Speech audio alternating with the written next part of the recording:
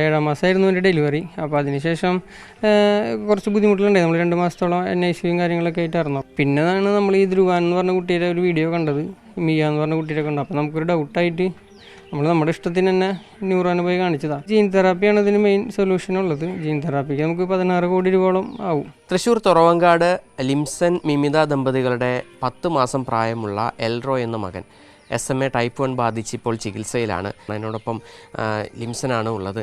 നമ്മൾ ഇപ്പം നിലവിൽ വലിയ കുഴപ്പമില്ല. നമ്മൾ വീട്ടിലാണ് നമ്മൾ 2 ആഴ്ചത്തോളം ഹോസ്പിറ്റലിലായിരുന്നു, അഡ്മിറ്റ് ആയിരുന്നു, ICUവിലായിരുന്നു. ഇപ്പോൾ ട്രീറ്റ്മെൻറ്റ് ഇപ്പോൾ വലിയ കുഴപ്പമില്ലാണ്ട് പോകുന്നുണ്ട്. പക്ഷെ നമ്മൾ വീട്ടിലാണെങ്കിൽ ഹോസ്പിറ്റലിൽ കിടക്കണ പോലെ തന്നെ നമ്മൾ വീട്ടിൽ കിടക്കണം. അതായത് നമ്മൾ ബൈപ്പാപ്പ് വെച്ചിട്ട് വേണം കിടക്കാനായിട്ട്. അതുപോലെ തന്നെ നമുക്ക് 2 മണിക്കൂർ കൂടുമ്പോൾ സക്ഷൻ ചെയ്യണം. അതുകൊണ്ട് ഭയങ്കര സെക്രേഷൻ ഉണ്ടാവും.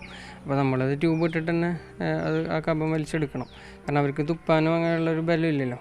പിന്നെ അതുപോലെ തന്നെ ഫീഡ് കൊടുക്കുന്നുണ്ട്. ഫീഡ് ട്യൂബ് വഴി തന്നെയാണ് കൊടുക്കുന്നത്. ഓൾറെഡി പ്രീ ടൈം ആയിരുന്നു. 7-ാം മാസമായിരുന്നു എൻ്റെ ഡെലിവറി. അപ്പോൾ അതിനുശേഷം കുറച്ച് ബുദ്ധിമുട്ടുകളുണ്ടായി. നമ്മൾ 2 മാസത്തോളം NICUവും കാര്യങ്ങളൊക്കെ ആയിട്ടായിരുന്നു. അപ്പം തന്നെ ആ സമയത്ത് നമുക്ക് കുറേ ഫണ്ട് ചിലവായി. 6-7 ലക്ഷം രൂപയോളം അപ്പോൾ തന്നെ ചിലവായിട്ടുണ്ട്.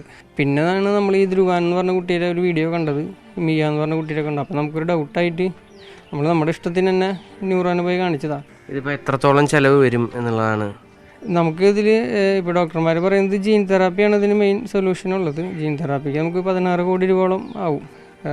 പിന്നെ അതിപ്പോൾ ഓൾറെഡി ഇതിന് പ്രതിരോധ ശേഷി എന്നുള്ള രീതിയിൽ നാപ്സ്മാർട്ടിൻ്റെ ഒരു മരുന്ന് നമ്മൾ സ്റ്റാർട്ട് ചെയ്തിട്ടുണ്ട്. അത് ഒരു തുള്ളി മരുന്നാണ്. ഡെയിലി ആളുടെ വെയിറ്റിനനുസരിച്ചാണ് കൊടുക്കുന്നത്. അപ്പോൾ നമ്മളിപ്പോൾ ക്രൗഡ് ഫണ്ടിങ് കാര്യങ്ങൾ ചെയ്യുന്നുണ്ട്. ഇപ്പോൾ എല്ലാവരും പറ്റുന്ന പോലെ സഹകരിക്കുന്നുണ്ട്. അപ്പോൾ എത്രയും പെട്ടെന്ന് ഫണ്ടാവും എന്ന് പ്രതീക്ഷിക്കുന്നു.